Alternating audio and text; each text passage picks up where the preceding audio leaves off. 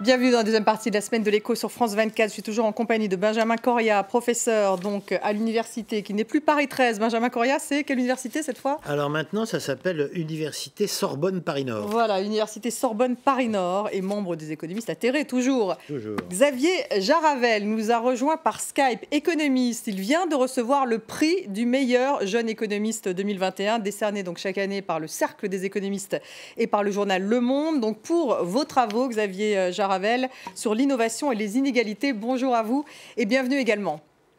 Bonjour à vous. Le rapport sur les inégalités en France est sorti cette semaine. C'est le rapport de l'Observatoire des inégalités. Il fait le point sur l'impact du Covid-19 justement sur les inégalités. Eh bien, pour les auteurs, il est difficile de dire si la crise a finalement accru les inégalités de revenus. Elle a en revanche, c'est sûr, rendu plus visibles des inégalités préexistantes. Au niveau mondial, en revanche, le constat de l'OIT est plus grave. 100 millions d'emplois seront perdus à la fin de l'année. La crise sanitaire a donc effacé, disent-ils, 5 ans de progrès. Benjamin Corria, alors déjà pour revenir justement sur l'étude qui se consacrait à la France, c'est vrai que ce qui est assez étonnant dans ce rapport sur les inégalités de l'Observatoire, c'est qu'ils disent que le quoi qu'il en coûte a vraiment sauvé finalement l'économie française d'une disparité beaucoup plus forte des inégalités. Ah oui, oui. Ça aurait pu être bien pire. Incontestablement, le quoi qu'il en coûte a permis d'éviter toute une série de catastrophes. Mais plus généralement, si on rentre plus techniquement dans le rapport sur les inégalités, le message qui est délivré entre les lignes, et d'ailleurs pas seulement entre les lignes, hein, c'est que c'est pas très positif quand même. Hein, c'est pas très positif. C'est que les inégalités continuent d'être fortes, qu'elles sont consolidées et que on s'en sort. Alors ça, c'est la dimension positive entre guillemets, grâce à un système redistributif qui est puissant. Hein. Par exemple, hein, le taux de pauvreté en France, hein, avant redistribution, il est de 14%. Et grâce à la redistribution, il retombe à 8%. Donc je veux dire, vous voyez bien, c'est pas pour rien que je dis ça. D'État-providence qui fonctionne au-delà encore. du quoi qu'il en coûte, les infrastructures de l'État-providence en France, elles continuent de fonctionner. Alors, on leur fait des tas de critiques à juste titre. On peut sans doute faire mieux, autrement, repenser les systèmes. Ça coûte cher, ça, en tout cas, évidemment. On a besoin de ça. On a besoin de ça. On a besoin de ce système parce que sinon, ça s'effondre. Hein. Ça a protégé en tout cas effectivement la France de très fortes inégalités pendant le Covid-19. Xavier Jaravel, vous avez 31 ans, vous êtes professeur à la London School of Economics. Vos travaux portent justement sur les dynamiques d'innovation et leurs facteurs et leurs effets micro- et macroéconomiques. Et vous avez fait des analyses d'ailleurs très fines sur les inégalités. Alors vous dites qu'il y a de fortes disparités sociales chez les innovateurs et même une reproduction sociale des innovateurs et des innovatrices. Alors on a envie de vous demander, finalement, zut, l'innovateur dans son garage tout seul qui démarre avec rien, c'est un mythe ? Ben oui, malheureusement, dans les données, ça a l'air d'être largement un mythe. Donc moi, ce qui m'intéressait avec des co-auteurs, c'était de regarder précisément cela. On pouvait se dire que peut-être que l'égalité des chances n'existe pas partout, mais qu'elle pouvait au moins exister dans l'innovation. C'est-à-dire que si j'ai une bonne idée, je peux me lancer dans l'entrepreneuriat, peut-être d'où que je vienne. Et en fait, ce qu'on voit concrètement dans les données, que ce soit aux États-Unis, que ce soit en France, c'est qu'à performance scolaire égale, compétences en mathématiques par exemple, eh bien, le milieu social joue encore à plein. C'est-à-dire si vos parents sont plus riches, vous avez une probabilité bien plus forte de vous tournez vers les métiers de l'innovation. Si vous venez d'une région où les innovations sont quelque chose de plus fréquent dans votre quartier, là aussi il y a une grosse différence. Donc il y a une inégalité territoriale en plus. Une inégalité territoriale. Par exemple, l'Isère, c'est une pépite. C'est pas qu'un endroit où on fait des innovations, c'est aussi un endroit où on fait des innovateurs. C'est-à-dire que les gens qui grandissent en Isère, ils ont un meilleur taux d'innovation à performance scolaire égale par rapport à ceux qui viennent, par exemple, de Haute-Savoie. Pour vous donner quelques exemples. Mais pourquoi l'Isère versus la Haute-Savoie ? Alors ça, je ne peux pas vous dire précisément. C'est plutôt une question d'écosystème. En fait, nous, ce qu'on montre, ce qu'on regarde, c'est l'effet causal du milieu. Et après, sans vous dire exactement à quoi ça tient. C'est-à-dire que ça tient à toute une série de facteurs. Et donc, par exemple, le revenu des parents, ça importe, mais ça importe aussi si vos parents sont des innovateurs ou pas. Donc, même au sein d'un même groupe de revenus, si vos parents sont déjà dans le monde de l'innovation, vous-même, à performance scolaire égale, à nouveau, il est bien plus probable que vous vous tourniez vers ce genre de métier-là. Donc c'est un peu innovation ou autre, je dirais c'est la même chose, ce que vous décrivez.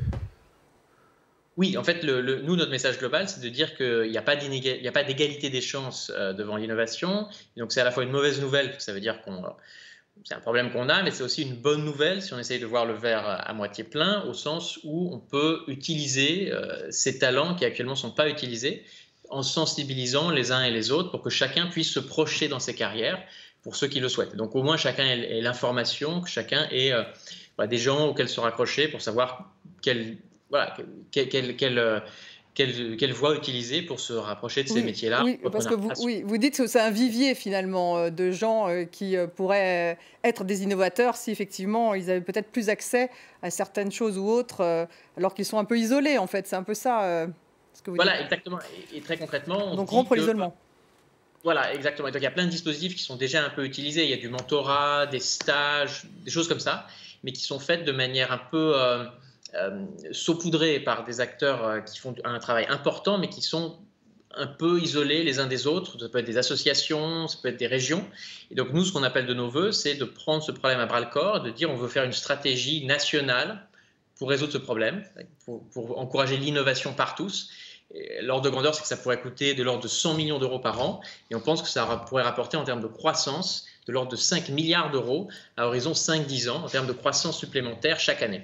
Voilà, une mesure qui favoriserait l'innovation. Benjamin Corriat, alors justement, en parlant des jeunes, le gouvernement va lancer une garantie jeune universelle qui vise en fait à rendre autonomes plus d'1 million de jeunes de moins de 26 ans, qui leur assure une allocation de 500 € par mois. Coût de ce plan, 2 milliards d'euros. On écoute Emmanuel Macron, il en a parlé.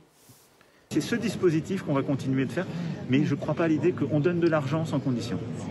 Parce que ce n'est pas une bonne solution. Je vous le dis sincèrement. Et puis être citoyen, c'est avoir des devoirs et des droits. Et donc il faut que nos jeunes soient mieux accompagnés, vous avez raison, parce qu'ils ont beaucoup souffert, mais je pense qu'il faut garder cette philosophie. On n'a jamais eu aujourd'hui autant d'apprentis. Et pourquoi? Parce qu'on finance.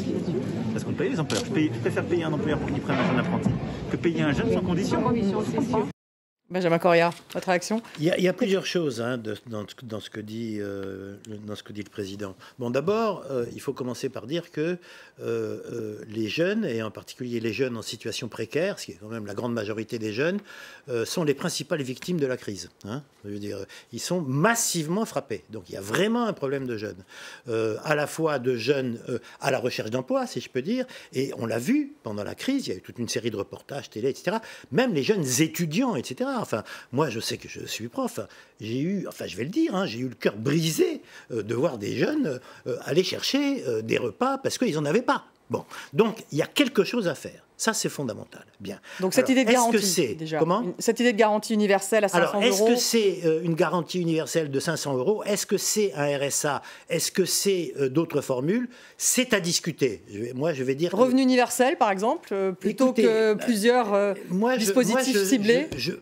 À la fois, je pense qu'il est absolument indispensable que tout individu, et en particulièrement des jeunes en difficulté, mais aussi des jeunes en difficulté, ait des moyens de survie.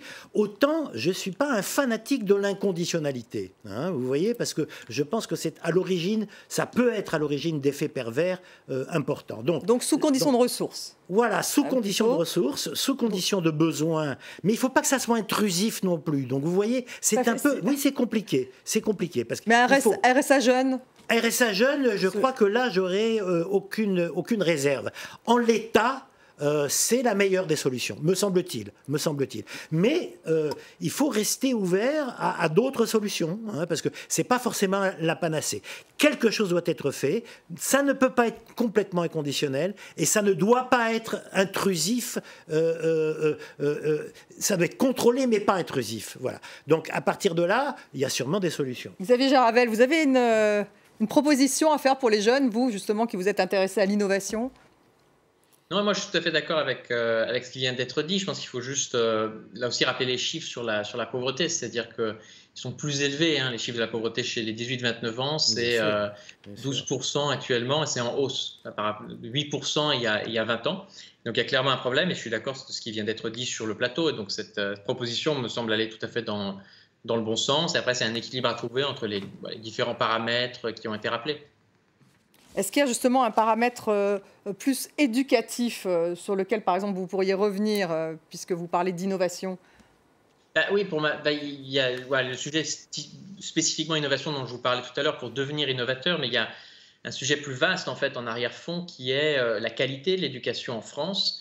Et en fait, un débat qui me semble être insuffisamment fort par rapport à l'enjeu, c'est tout simplement celui de ce qu'on pourrait appeler un déclin éducatif de la France. C'est-à-dire que si vous regardez des enquêtes qui posent des questions comparables aux étudiants, aux lycéens, aux collégiens, en école primaire, au CM2, etc., au cours du temps, il y a une dégradation constante depuis 30 ans. Et le fait qui est important ici, c'est que c'est une dégradation qu'on ne voit pas qu'en moyenne, on le voit aussi pour les étudiants les plus performants. C'est-à-dire que les meilleurs aujourd'hui sont moins bons qu'il y a 10 ans ou 20 ans, et ce, même en classe préparatoire en mathématiques. Oui. Moi, qui me semble insuffisamment connu, et parce qu'in fine, c'est ça la capacité à innover et aussi à utiliser et diffuser les innovations qui ont pu être faites par d'autres ailleurs. Et il y a des pays comme l'Allemagne, comme le Portugal, qui avaient eu des résultats un peu comme ça dans les années 2000, et ça avait eu un gros choc dans l'opinion publique. Ils avaient pris ça ensuite à bras-le-corps, ils avaient pris le taureau par les cornes, ils avaient fait un grand plan d'éducation. Et donc il faut prendre le taureau par les cornes dès la maternelle, on n'a plus le temps, mais grosso modo, il faut démarrer à la base. Il faut démarrer à la base, mais je pense que là, pour le coup, c'est un sujet qui n'est pas suffisamment, qui devrait être au centre du débat public et des échéances électorales de l'année prochaine. Bon, Benjamin Corrier, en tout cas, a l'air d'être d'accord avec vous. Vous êtes d'accord avec cette baisse du niveau? Je suis absolument d'accord avec le fait qu'il y a deux problèmes en vérité. On n'a plus le temps, Benjamin, en un mot. Bon, alors, il y a un problème de masse de crédit alloué, et il y a un problème de répartition entre des circuits très élitistes et la grande masse. Voilà, il y a deux rééquilibrages à faire. Je suis parfaitement d'accord avec l'idée que j'espère que ça sera au centre de la prochaine campagne. Merci beaucoup Xavier Jaravel d'avoir été avec nous, économiste. Et puis je mentionne que vous avez donc reçu le prix du meilleur économiste 2020 décerné donc par le Cercle des économistes et par Le Monde. Merci Benjamin Corrier. Merci à vous de nous avoir suivis. Restez avec nous sur France 24.